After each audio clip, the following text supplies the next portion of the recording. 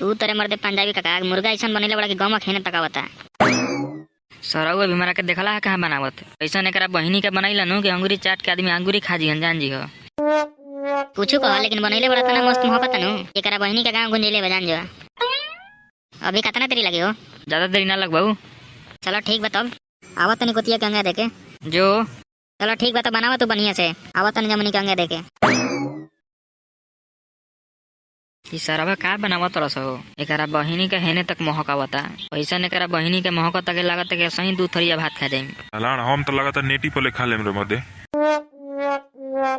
का बनावत हो? हमारा तो लगता है एकरा बहिनी के बनावता मछड़ी। हमार लाणे मछड़ी बनावता। लाण तुहे सब जान जीवो। नारे सरवा तुहे जनबे सरवा आज तक कोनो खेले बड़े तुरे कबो। रे गणैया ना हमार लड़का के शादी होता ना कुछ होता तो सही खिया लगी भोज रे। मान ले तोरा कुछ न कहू तो हमारा कम से कम पार्टी देवे के चाहिए तोरा। वाह तोहरा माई क्या तू कितना दिन देले बड़े हमारा के पार्टी रे। हमार लड़का के शादी भई रे तोरा के ना खेले रही रे। तारा बहिनी का तो तू अपन लड़का के शादी के लिए तो खाना ना खेबे। तू को दिन खेले बड़े हम तो खियो देनी। जियो तोहरा माई के जियो। हमारा लड़का भी छोटी बुटी बा अभी ओकर शादी करके तोरा के भोज खिया दी। रामाई का भइल बड़ा विधायक तू। जो रे सारा बाजो हई टकला के हल्का में लेवे लिस्का रे ई टकला के हल्का में मत ले। पूरा रे घरवा सरवा 5 पैसा के इज्जत हौ रे। मौगी मारे लो चोली पहना पहना के तो बुला गुले का मैंने बोले लगले फालतू तू। तारा बहिनी के फालतू बातें करत रहे का कहीं बताओ तो। तोरा जैसन मरत रे साला चुरुआ भर पानी में डूब के मर जीती। तारा बहिनी के मिल गलो बढ़िया मेहरानू तक कूदा तड़नू जब मिली खतरनाक नु तार पिछवाड़ा में बांस करके तारा के सीधा कर देते जान जा। क्या करबे हमार मेहरानू एकरा बहिनी के खेचड़ी मिलिए गुल बिया ना तो हमारा हई हाल भई रही थे। तोरा रे सरवा हाथवा में दही जमा रहलू मारे के ना रहलू तोरा।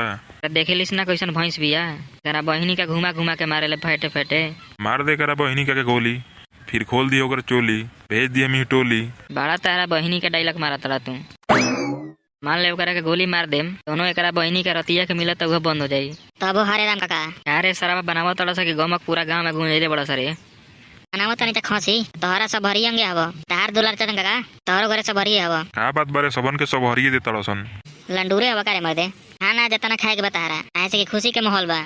चलो सो ठीक है बा हम बैबे करम लेकिन सुन ले बाबू हम अबहू तो खबहू 4 छिपा। खा के पिछावाड़ा ना फाड़ लिया तू जतना खाए के उतना खा लिया रे मर्दे खाना हमनी के कम नहीं खे। अच्छा एगो बात पूछे के रहे रे। बोला रे मर्दे बोला। अच्छा ई कौन खुशी में खियावा तड़ा सरे? अरे मर्दे तारा खैला से मतलब बा। अरे साला हम तोर गोतिया ही तब ना जानम हमारा ना पता चली तो सरवा लागत हो तोरा खाना घोटाई रे हमारे। ठीक बा जाई बा खाए तो तारा के बतावल जाई। चलो ठीक बा हमनी के चलो तनी जा अभी पूरा गांव देवे के बा गया। अच्छा तूहे बताओ दुलारचन हम एक पान गोतिया एकदम जान जी कनी के बारे में हम ना जानिला तो जानते रहनू बहन से खाना ना पचेला हमारा। खूब तारा बहिनी के तारा खाना नहीं खा पचत तू तरक्की करत रह तारा गाड़ फटता। चलो तब हम जात तनी घरे अब शाम के चलो जी खाए। ठीक बजा तारा बहनी का को दिन खाना खेले ना अच्छा बकचोदी करे। अच्छा सबन के एक दिन बताई हम का है।